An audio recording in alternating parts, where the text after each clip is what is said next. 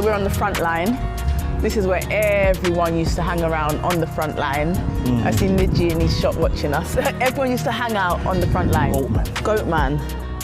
Half goat, half man. And everyone used to be scared of him. I don't think anyone actually ever saw him. Now, certain areas you walk through, you kind of worry, whether you're involved or not, you're still a target. They associate you with another area. Like if I walk through another area, I'm a big woman, I'm not involved in any area code or any beef. But if they recognize me from this area, then they might have a problem with me. I used to live here, number 80. My bedroom was the top one. But before we moved here, we used to actually live over there at number 62. Respect those youngsters, and especially Trunks, he's always talking about the hood. He's always, in certain aspects, he's always shouting out his community he's done and stuff so like much that. Proud, man. Yeah, I'm proud of Trunks. I didn't know him growing up because I'm older than him. Yeah. So probably when I was out playing around, like where we're going now on the front line, he lives around them places. Right. He was probably still inside because he's younger. Yeah. Yeah. And also Raheem Sterling. Hey guys, what's going on? It's Magic J here for another Tea&Crumpets episode. We're off ends. We're in Northwest somewhere. Right here, St. Raphael's estate. So SHERINE, for people who don't know, what area, what community are we in? So we're in St. Raphael's estate and it is come under Neasden, the borough of Brent, Neasden. Neasden? Yeah, Neasden. So it's not Willesden? It's Neasden. For people who don't know, it's not Willesden, it's not Harlesden. The address is Neasden. It's Neasden. Yeah. And you can't miss the big IKEA. Exactly. So how long did you live here and what was it like growing up in St. Raphael's estate? So I was born here and I moved when I was 17 and then we moved to Shepherd's Bush. So yeah, 17 years I was here. And I think those days is when St. Raph's was the most fun. It's dead now. It's dead. Everyone's grown up. How fun was it? It was just compared to you saying it's dead now. Nah, it's just like it was vibesy. There was no postcode war.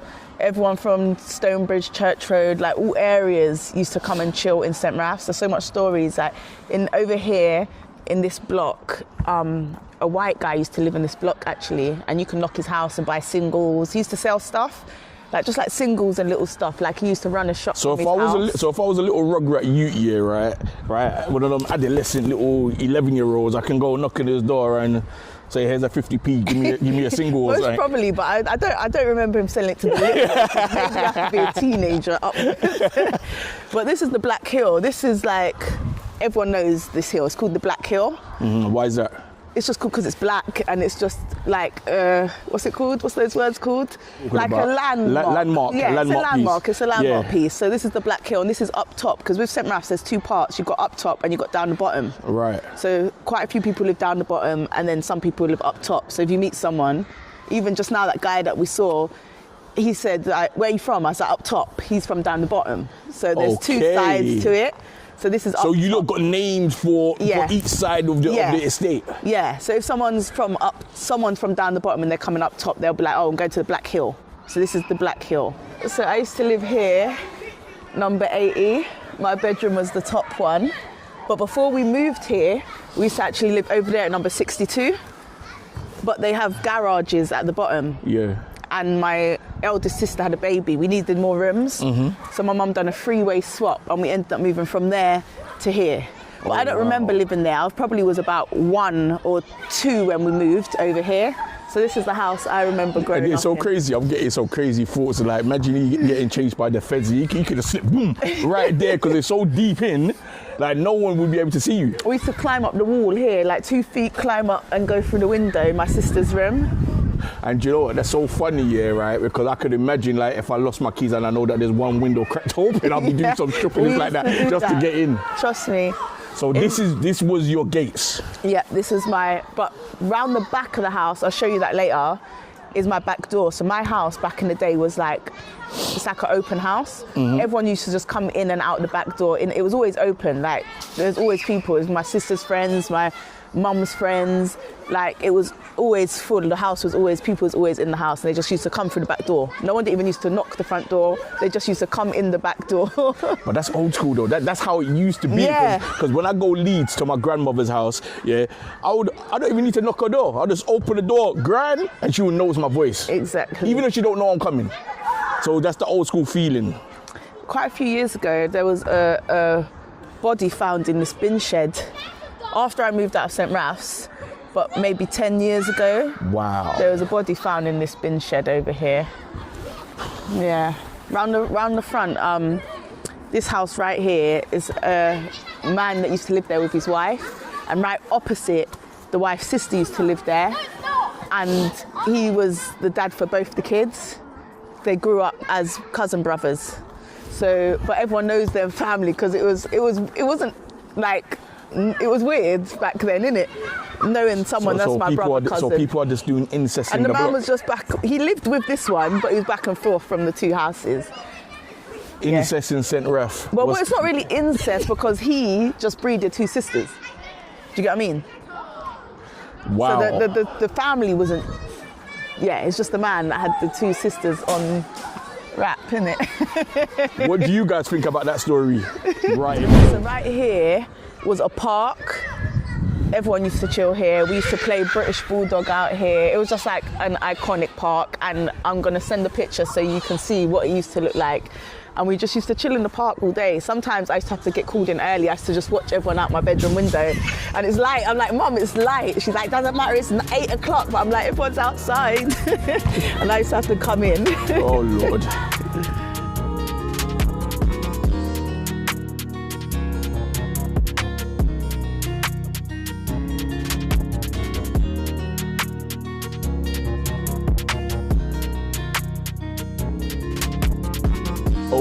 What, Brent River Park, but what you call it?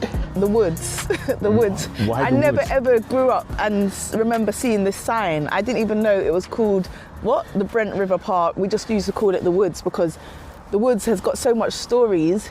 One, the most iconic story is about Goatman. You can even find that story, I think if you Google it, you can find that story online. Goatman. Half goat, half man. And everyone used to be scared of him. But I don't think anyone actually ever saw him, but it's a thing, yeah. So it's one of those fairy tale myths. One of those fairy tale myths, but there's a whole thing on him. If you Google it, you can read up about Goatman. But these woods, they also lead to, when you go through the woods, there's a black tunnel. So everyone knows the black tunnel as well. So it's basically, it's like a floodgates. Right. But when you're young and you're grown up, you don't really understand what it is. It's a black tunnel and it makes a lot of noise and it rumbles. So when you used to walk through it, because you can walk through it to cut through to Chalk Hill, another estate. So people used to cut through from different estates, and you can also used to cut through to go to Wembley Market. Okay. So when you're walking through it and it used to rumble, everyone used to be like, right, you ready? And everyone just used to run quick before everyone just think water's gonna come. Not realising it has to rain heavy for water to come in. So, but you're just running because it's loud and it's scary back in the days.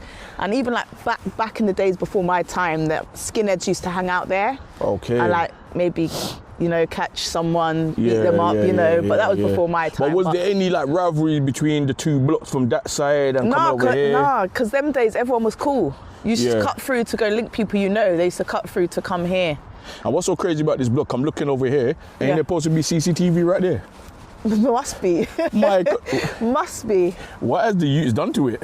Hi. What has the youths done to it? And normally people walk through the woods to cut through to go places. She could all be going to Wembley. Wow. But also there's a river down there as well. And we used to put trolleys in the river from IKEA and Tesco's. Not from IKEA, from Tesco's. And we used to climb over to go to Monk's Park. Climb across the river. Yeah. Guys, this is a gal, She's moving like Mandem, blood. Yeah. You get me? Her mother Bobby said to her, you should have been a little boy. No, back in my day, there was no phones. There was no social media. We used to ask anyone, we used to live outside. We used to play outside. We used to wake up, go out and play. You have to find things to do, to climb trees. That is it. We used to live out here. That is it. The good days before everyone's just stuck on their phones now. But if we walk down this way, we'll take you to the White Hill. Okay, so now this is the White Hill.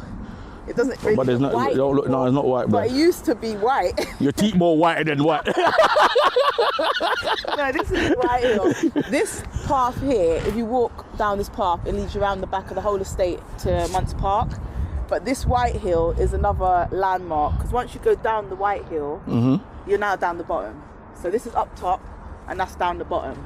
So as what the guy said, he lives down the bottom. Down the bottom, and I live up top. Yeah. Okay. Now, this is down the bottom of St. Raph's, and now we're going. It's fine. Now we're going down the bottom. Yeah. What got you to gymnastics and the Olympics? Okay, no, I didn't go to the Olympics, but I was the British champion. Yeah, my gymnastics team was British champions, and we opened up in Disney World. We opened up their gymnasium. What, Disney World Paris? Disney World in Florida. Florida? Wow. Yeah, so when they opened it, we performed for like the opening ceremony. Oh, wow. I came to my school one time, and it was like an after school thing. Yeah. And then the woman, the coach, she approached my mum and she said, I've got my own club. Yeah. Like, do you want her to come? Just instead of it just being an after school thing, come bring her to my club. Right. And then, yeah, I enjoyed it. And I used to go like 4 times a week training. So what made you stop then? Because I started running for my school. Oh, They're both for full time. You could only choose one. Ooh. And running was like new for me. And how did that? I was fast. And I used to win. I don't know what this is, but I know what it used to be. Yeah. It used to be the boilers, and it was another like landmark. Everyone used to hang out here, like because in the winter back in the day, it used to snow a lot. It used to get so cold, and this place was so hot. So even if you go out and it's snowing in the winter, everyone just used to meet up at the boilers, and it was proper hot. So what used to go down in here? Just people used to chill and hang out, sit on the wall. The wall was always here. It was always open space like this. Okay. It was, you could never go in it. Yeah. It was just like boilers outside that used to release heat. Yeah, it's just somewhere you used to chill and meet up with your friends in the winter. So now this is called the living room. The living room. Okay, so it's a community place basically. Must be, yeah. But this is not what I remember it being. Well, things must change, people, and see what we got here. Something for the community. There is good things in the community, people. Yeah. Also along here, well, who knows was the first female to escape from Holloway. Oh, shit. Lived along here. Are you for real? Yeah. Was she a virgin? Nah. She's older than me. But she's like my sister's ages, because I'm the youngest out of 5 sisters. Yeah. So, yeah, I'm the youngest. So all my sisters, different people I know would be like even my sister's set of friends. There was quite a few of them. Okay. As you can see in the distance, this is how close we are to Wembley Stadium where England plays. Yeah. Look how close it is. It's a stone throw away, people. Trust me, but when I was growing up, this wasn't here. This is new. The stadium was always there, but not the new built version. Yeah. Like I said earlier, we used to cut through down in the woods to go through to the stadium. I remember my sisters and them walking over there to go Michael Jackson concert, and I wanted to go, but I was too young. But yeah. I'm jealous, sister. And also, there used to be a producer that used to live around here called Wizard. He's well known. He's not like worldwide producer, but within the community, he's a known producer, and he used to bring people over like Shabba Ranks, Sanchez. So a lot of those people have also stayed and passed through St. Raph's. Yeah. Oh. So it is very iconic around here. Yeah. It's not the other side like Halsden and Stonebridge was where all the artists. Of big names have come through here. I'll talk about more when we get to their section, but yeah, he's from around this part. Let's go. How do you feel that you had a few stars come out of the estate? You know, like footballer Raheem Sterling, which I could proudly say he played for my team, Liverpool. Yeah. Raheem Shaquille Sterling was born in the Maverley district of Kingston, Jamaica, and spent his early years there. His mother, Nadine Clark, was previously a competitive athlete in the Jamaican national athletics team. Sterling credits her for his unique running style. His absent father was murdered in Jamaica when Sterling was 2 years old. At the age of 5, he immigrated to Neasden, London with his mother, and attended Copland School in Webley, northwest London.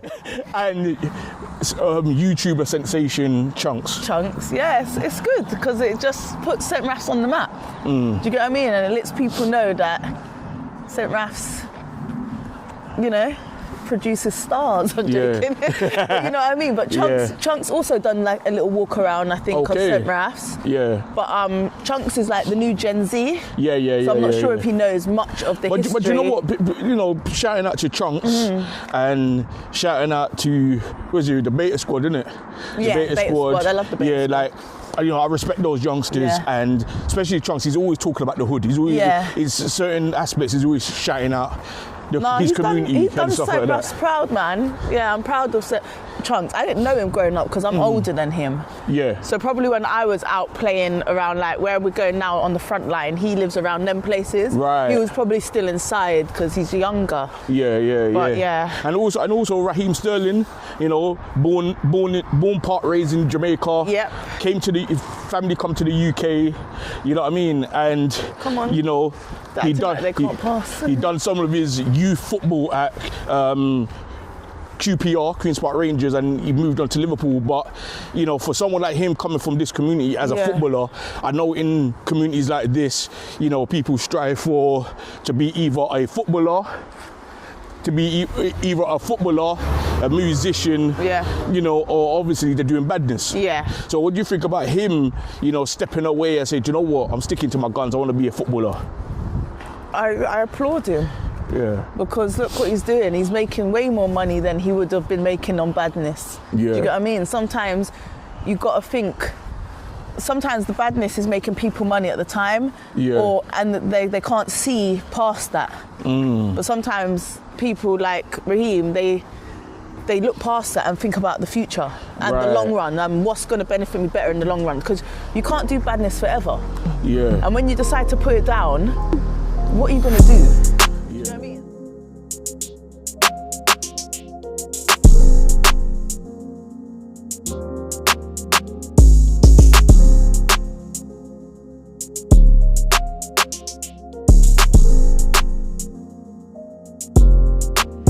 So we're on the front line. This is where everyone used to hang around on the front line. I see Niji in his shop watching us. Everyone used to hang out on the front line. Like, even if you're not from St. RAPHS, you know about the front line. So we've got people like Tubby T used to live around here also. R.I.P. Tubby T. R.I.P. man, he was a legend, man. Chunks used to live around here, as we know. The Maddixes, they used to live down that way around the front. If you're from St. RAPHS, you know who the Maddix family are. They're a family, a big family, popular. Okay. Also, a guy that used to live up here was murdered also. Wow. Like, if you know, you know. Another popular family member. Okay. There's only 3 shops that ever survived the front line. At the very end, you had the sweet shop, run by Indians, was here forever. And you had a chip shop, was here for years. And this is Niji's. Before Niji's, it was actually my cousin's shop. It was a West Indian shop. What? It didn't last long though. Oh, God. But Niji's is an African shop. Yeah. It's been here, like, because not a lot of shops survive the front line. They come, they go. But this shop, we can go in and say hi to him. And do you know what? And do you know what as well? I was going through, you know, like Googling the estate and, you know, putting it on YouTube, and I saw that couple Mandem done a couple video shoots out here. Yeah. The guy called Bucky and something else. Yeah. You know what I mean? So there is talent coming out of the estate. Yeah. They might have to not blown or whatnot, but even if they haven't blown.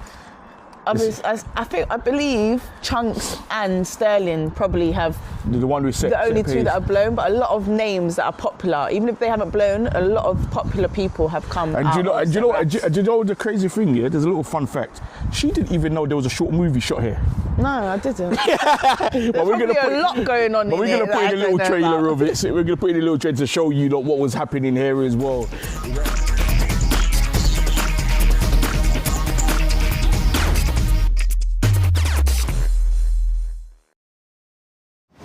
You think Mr. Albert meant what he said? I don't think about it too much, man. That teacher's going in like an idiot anyway. Yeah, but he did prove a point, though. What do you mean? Well, think about it. He said it's not just the presentation, it's the presenter as well. Well, let's say hello. Let's go say hi to Niji. He'll remember me.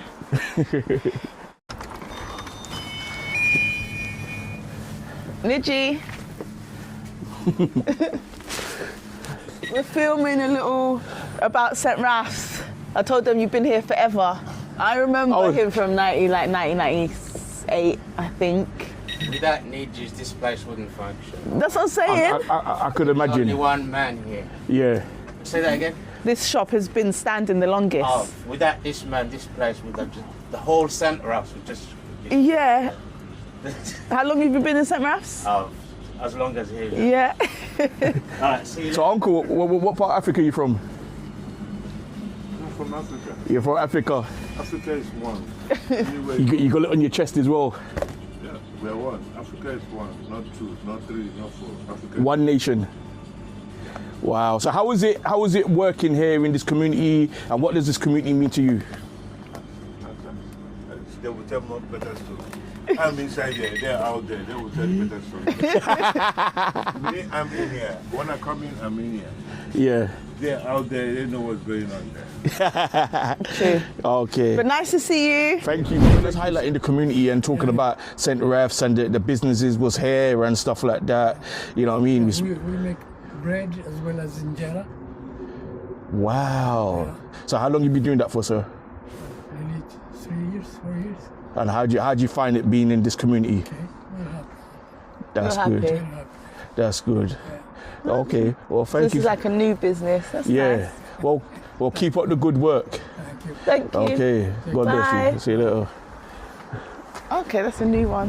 I want for this girl gang crew, whatever you want to call it, that you said. What was it? A gang? Was it a raving crew? What was it? it? A raving crew. Are you sure? You could say, yeah. We wasn't doing bad stuff. We wasn't a gang. In the dance you was though, innit? No, beating up girl. Nah. Girl try Nah. you was certain man them, so girl try to be jealous and you rough up the little thing. You have people that are jealous, but it wasn't a fighting thing. No, 100% wasn't a fighting thing. Just like you're young.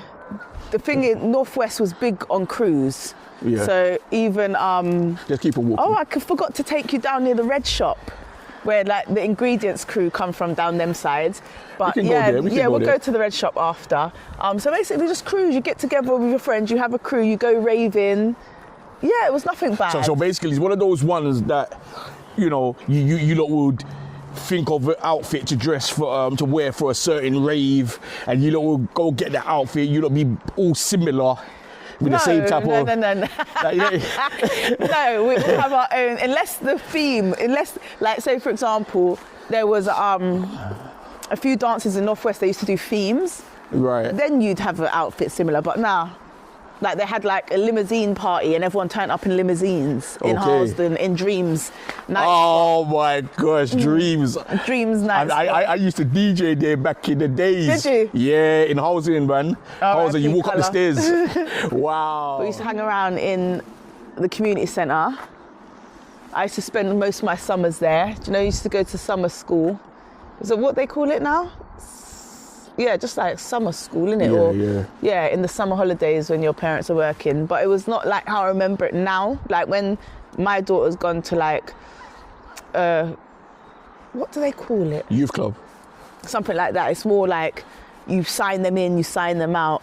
I remember here running in and out, come and going. I'll be there, next minute I'll be back at my house up the top. Like there was no order. There was no rules. You come and you go. As you please. As you please. But do you think back then was more easier how it is now? It was a lot more safer back then. Like you can go outside and your parents don't worry. Yeah. Like now if my daughter's outside, like my daughter's just messaged me and asked me if she's allowed in the garden. And I'm like, ooh, do you get what I mean? It's so unsafe now. I get worried about my daughter even walking home from school. How did you manage to stay away from, the road life, gathering you had a girl crew? Because I feel like I was in a community and my mum's she's not strict, but she's open and honest. So instead of me just going off and doing what I want to do, I could speak to my mum. So I wasn't just going raving and then not coming home after. Okay. I'd be like, our mum was this rave that's on, we want to go. She'd be like, okay, what time? Drop us off, pick us up. So it was very... And like I said, my house was open. Everyone used to come to my house. So I wasn't out on the street. I was always at home. Okay. And everyone was at my home. So your mum basically was and is like basically the mother of the community, basically. Yeah, you could say that, but up top. Yeah. Yeah, up top, not down the bottom. But yeah, you could say that. Wow. My mum was, my mum's quite well known as well. When I was a baby, I think my mum was a Rasta. She had long dreadlocks. All my sisters had locks. I'm the only one that didn't have locks. What? So did they grow up in the Rastafarian culture? Yeah, my mum and my dad, yeah. Oh, yeah. Mummy would like me, because I got stories that I grew up in the Rasta culture myself. Yeah, Rastafarian culture. I think the time I was born, like I was a baby, I think they were coming out of it. So my mum combed her dreadlocks out, combed out my sisters, So I kind of just missed that. That culture. Yeah. Because there was more of a togetherness back in the 80s and 90s when it comes to the Rasta culture. Yeah. My mum used to, before my dad, my mum used to date, but before, I'm not sure which part, but my mum used to date a reggae artist called Jawush. Okay. And she used to go on tour with them. Okay. Yeah. Wow. Big up. Foundation business, isn't it? What was it like in Northwest before all the division in the different parts of Northwest London, like, you know, Neasden to Halsden to Wilden to Kilburn or wherever? I think, what was it like? Was there a togetherness, or was it always a beef thing? Nah, good times, togetherness. Like, you didn't have to worry. You didn't have to watch your back. You didn't have to, like, now certain areas you walk through, you kind of worry, whether you're involved or not, you're still a target. They associate you with another area. Like, if I walk through another area, I'm a big woman, I'm not involved in any area code or any beef. But if they recognize me from this area, then they might have a problem with me. Yeah. Not really realizing I don't even have a problem, I don't care. Yeah. But yeah, so it was a lot safer back then. You didn't have to worry, you didn't have to watch over your back. So you think like all the boroughs from Bridge to Church Road, Chalk Hill, yeah, and even where we are, like, was more of like, okay, then we're gonna go to each and other Mandan block or go see a girl or go see family, and it was all togetherness. Exactly, and I'm not saying everyone was best friends, but there wasn't no big major beefs. Do you get what I mean? Like, everyone was cool. Wow. There wasn't like a area code war, should I say. You might have the odd people that didn't like each other, but there wasn't like a war. No, was it a postcode war? Yeah. So think about it this way. A lot of people hear about the postcode war back in the days between, you know, Hackney and Tottenham. It wasn't just Hackney and Tottenham, it was all over London, it was all over the UK. But one thing I must say, let's just unite, man. Cut my blood, you cut your blood, bleed in the same blood. Why are we standing in between two houses and a shop? Yeah, because this used to be the red shop. This one on the corner. It was a bit orange now. Yeah, I don't even know if it's the same shop or if it's owned by the same people. But it was also another landmark, the red shop, because just out of the red shop is the North Cirque. So people that lived out on the North Cirque still like classed as living in St. Raph's. They're still from St. Raph's, but just on the North Cirque. Even across the road, you can see Stonebridge and you can see the temple. Okay. Just over there is Stonebridge, and that's how close we are, just across the road. Wow. At the end of St. Raph's, there's a bridge. You just walk over it, you're in Stonebridge. This used to be a post office. This was all shops before it was houses. And this post office that was here, it was in the news one time because there was a proper robbery that took place here. My mum was in there when it got robbed. It was like a heist, a money heist thing. It was on the news. And the man said, oh, nobody run, nobody move. And my mum ran out. And I remember she said she ran out and she ran in the red shop and was like, lock the door, call the police. But she thought she was going to get shot in her back, innit? Because they was like, don't move. And she said she couldn't. She just saw the door and something said run. And yeah, but that was on the news. It's probably her adrenaline, to say, get the fuck out of here. Yeah, she just ran. She's like, nah, not me, not today. But she said the whole time, she's like, I thought like someone was going to shoot me in the back.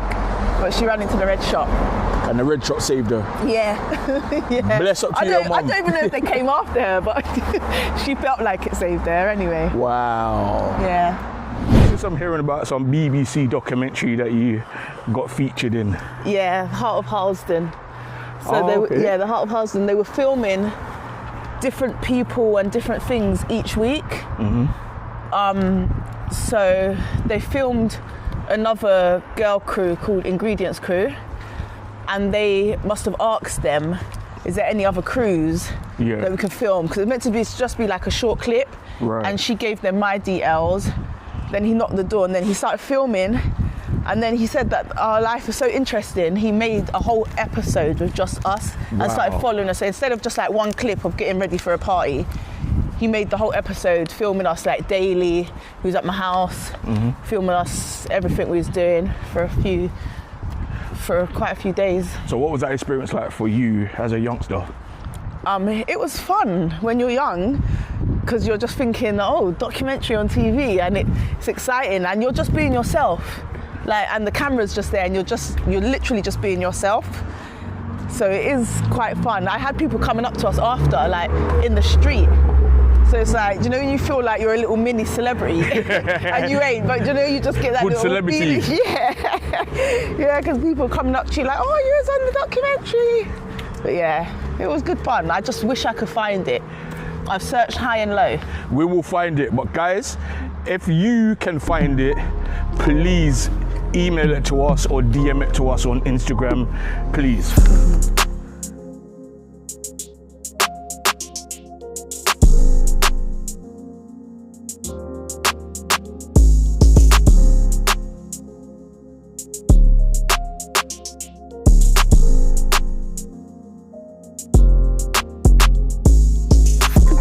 Front of my house. This is the back, the one right here in the middle. So yeah, this is where everyone used to come in, just walk in and out. My mum used to have so much barbecues in that back garden. It looks like a little box now, but it was huge. Bare beans, yeah? Yeah, when I was younger, that garden was massive, and now it's like, how did we even fit in there? But we used to sit out here on the gate sometimes and just chill. My dad's Jamaican, and my mum's like Spanish and Turkish.